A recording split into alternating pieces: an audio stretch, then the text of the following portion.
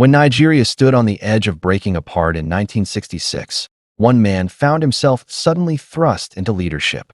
Not by election, not by ambition, but by fate. That man was General Yakubu Gowon, the youngest military head of state in Nigeria's history, taking power at just 31 years old. After the July 1966 counter-coup, Nigeria was in chaos. The first military head of state, Major General Johnson Aguiyi-Ironsi, had just been killed, along with many Igbo officers. The military was divided, and the country was boiling with ethnic tension.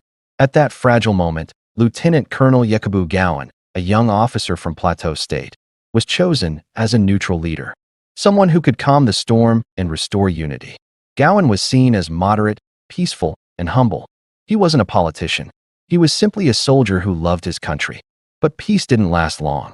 After months of failed talks and rising mistrust between the eastern region and the federal government, Colonel Ojukwu, the military governor of the eastern region, declared the region as the independent Republic of Biafra on May 30, 1967. Nigeria was torn apart. Gowon's government saw this as rebellion, and on July 6, 1967, the Nigerian Civil War began. For 3 painful years, Nigeria was at war with itself. Families were divided. Cities were bombed.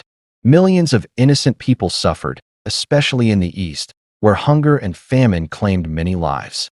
But despite the horrors of war, Gowon always said, "To keep Nigeria one is a task that must be done."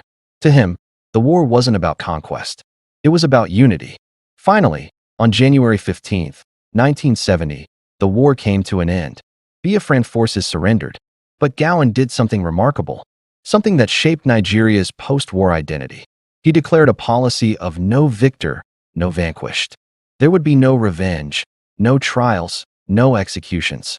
Instead, Gowon launched a program called the 3 Rs: reconciliation, reconstruction, and rehabilitation. His goal was to heal the wounds of war and rebuild the nation. Under Gowon's rule, Nigeria experienced a period of relative peace and prosperity, fueled by oil revenue. He started massive infrastructure projects, built schools, universities, and expanded the civil service. However, not everything was perfect. Many accused his government of corruption and slow progress toward returning to democracy. When he postponed plans for elections in 1975, frustration grew, even among his military colleagues.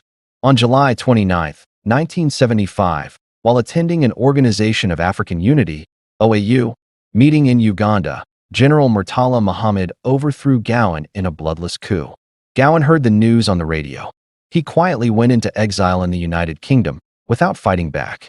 Years later, Gowon returned to Nigeria, living a quiet and peaceful life, dedicating his time to prayer and reconciliation. He founded the Nigeria Praise movement and became a symbol of forgiveness and peace.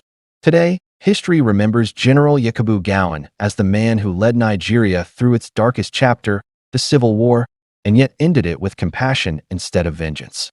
He was not a perfect leader, but in a time of bloodshed and division, he chose the harder path, the path of unity.